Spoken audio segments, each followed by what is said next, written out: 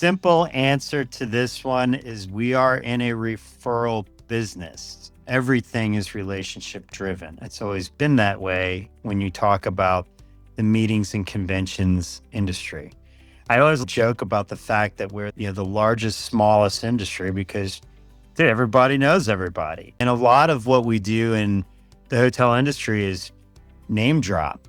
do you know so and so? It's like, oh, Yeah. you're with Pyramid. And that's usually how that conversation starts.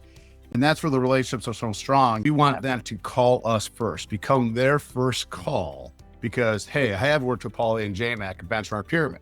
All right, let's see what they can do for us within their portfolio of 200 plus properties. So we want to let the meeting planners know that, hey, we're here for you. And if we didn't have a property and where you're looking, we may know about someone who's working at that property, right? Or we know the reputation of that hotel.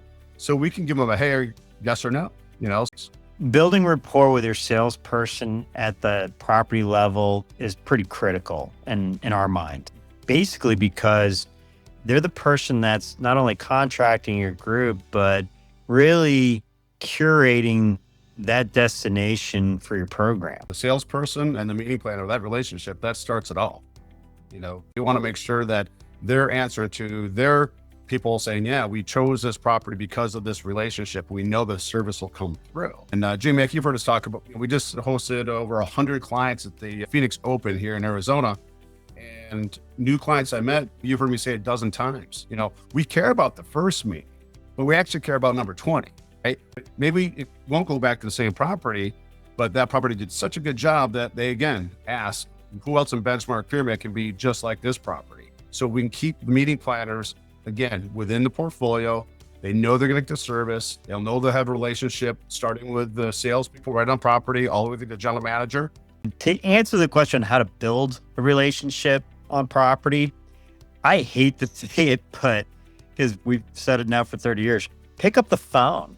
And my first test with anybody is you pick up the phone and you call that person. You call your sales manager. Now, one or two things are going to happen.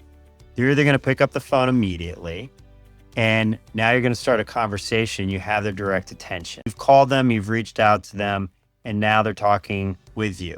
You pick up the phone, call the salesperson, and see if they pick up the phone and answer your call or return your call in an appropriate amount of time and are engaged and ready to talk to you and ready to foster a relationship. And Paula, I think the best way to turn connections into referrals is rapport. And